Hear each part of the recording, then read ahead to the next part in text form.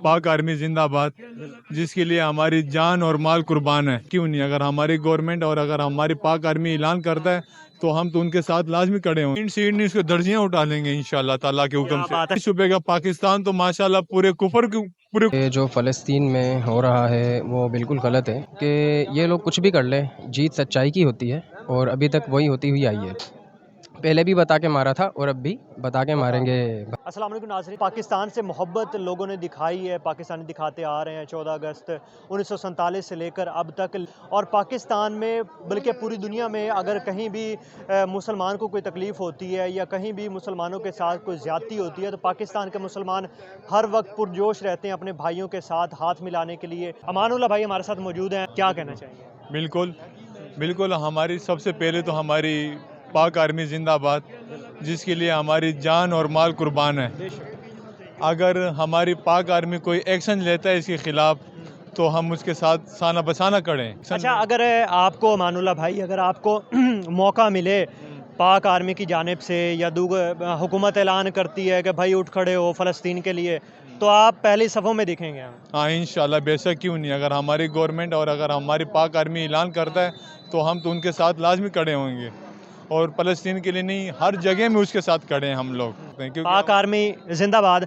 नाजरीन, अगर पूरी दुनिया में अगर किसी मुसलमान के साथ कोई ज़्यादती होती है, कोई उसके साथ दुख पहुंचता है तो पाकिस्तानी अवाम बेदरेग होकर जो है वो उसके साथ खड़ी होती है, हाथ में हाथ मिलाती है। और इस वक्त फ़लस्तीन की जो कंडीशन है जो इसराइल ने किया वो इंतहाई नाकाबिल बर्दाश्त है। अमानुल्लाह भाई का कहना है कि अगर पाक आर्मी या पाकिस्तान हुकूमत ऐलान करती है कि अगर हम जो हैं वो हमें मौका दिया जाए तो हम इसराइल की ईंट से ईंट बजाने के लिए ईंट से ईंट नहीं, इसको दर्जियां उठा लेंगे इंशाल्लाह ताला के हुक्म क्या से। बात है खान साहब, यही जो आपका जज्बा है, यही वलवला जो है ना, ये उनके सीनों में चुभ रहा है। हाँ, क्यों क्यों नहीं छुपेगा। पाकिस्तान तो माशाल्लाह पूरे कुफर के ऊपर चुनता है। ख़ास करके जो हमारे गवांडी अवाद हैं उनको बहुत चुभता है हमारी पाक आर्मी। अच्छा अमानुल्लाह भाई, अब पाकिस्तान की तो ये सूरत हाल है ना, पाकिस्तान हमेशा ही से कहीं दुनिया में कोई मसाइल चल रहे हो, पाकिस्तान हम वक्त हर मुसलमान के साथ खड़ा होता है। लेकिन दीगर जो ममालिक हैं जिसमें टॉप लेवल पर आता है, सऊदी अरब है, ईरान है, इराक है, तुर्की है, तो ये मुल्क इतने पीछे क्यों है? नहीं, उनके सीनों में दिल है, लेकिन जो हमारे जो पाकिस्तानियों के सीनों में दिल है ना, वो हमारी दिल जल्दी मोम की तरह पिघल जाता है, पिघल जाता है। हाँ, क्योंकि हम लोग ज्यादती और जुल्म नहीं बर्दाश्त कर सकते हैं। शफीक भाई, क्या कहना चाहते हैं आप फ़लस्तीन को लेकर? वहाँ पर इतना जुल्म सितम हो रहे हैं, जो मामलात वहाँ पर हो रहे हैं वो यकीनन नाकाबिले बर्दाश्त हैं। और हमें क्या रवैया अख्तियार करना चाहिए और हमें किस किस्म के इक़दामात जो है ना वो उठाने की इस वक्त अशद ज़रूरत है? तो सबसे पहले मैं ये कहना चाहूँगा कि जो फ़लस्तीन में हो रहा है वो बिल्कुल गलत है और उस पर इंटरनेशनल पाबंदी लगनी चाहिए, जो कि अभी तक नहीं हो रही है, ठीक है ना।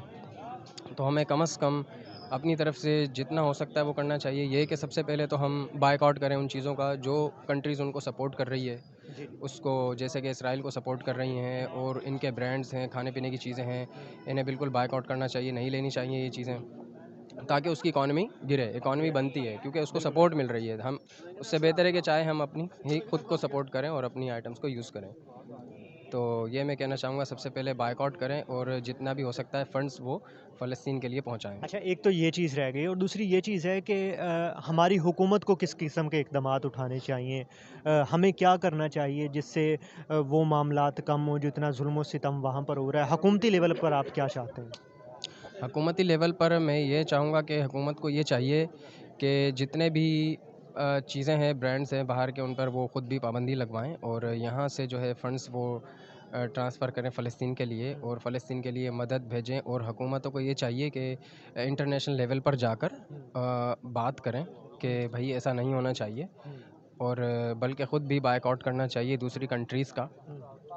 तो हुकूमतों को ये चाहिए कि जाके मुस्लिम ममालिक को एक जगह जमा करें और इस पर बात करें और एक्शन लें। अच्छा, एक दबंग पैगाम जो आप इसराइल को देना चाहें या जो भी उनके हमनवा हैं जो इस वक्त उसकी सपोर्ट कर रहे हैं, जो इस वक्त उनके पीछे खड़े हुए हैं, बेशक वो सामने नहीं आ रहे लेकिन उनका ताल्लुक तो उन्हीं से है, उनको आप क्या पैगाम देना चाहते हैं कि मुसलमान इस वक्त कहाँ खड़ा हुआ है और हम मुसलमानों को भूले नहीं हैं? हजूर पाक सल्लल्लाहु अलैहि वसल्लम का फरमान है कि मुसलमान मुसलमान का भाई है, खा वो किसी भी जगह रह रहा है।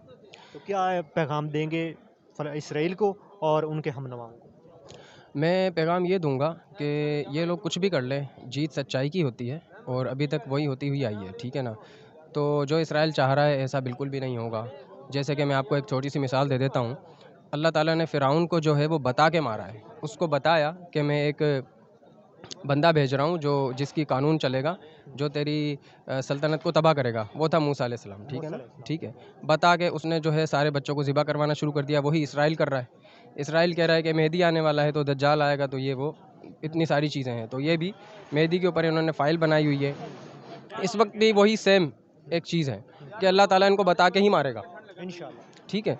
تو یہ نہ سمجھیں کہ بھائی ہم بہت آگے نکل گئے یا مسلمان کو دبا دیں گے، مار دیں گے. ایسا کچھ بھی نہیں ہونے والا. اس بار کچھ بھی نہیں ہونے والا.